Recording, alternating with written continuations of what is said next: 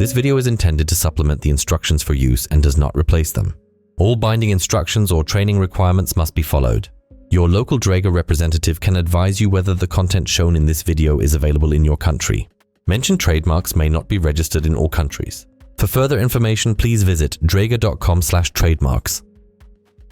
In the following, we will show you how to use the bag on the Oxy SR or Oxy 3000, 6000, MK2 and MK3. Make sure that none of the criteria to take the device out of service apply. Pay special attention to the zipper of the bag.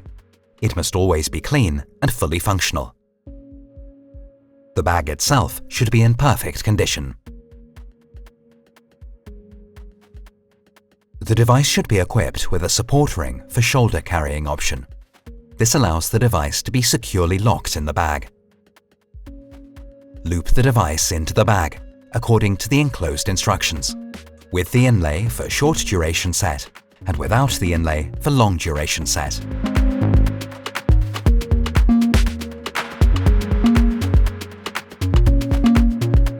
Once the device is stowed in the bag, you can adjust the carrying strap individually.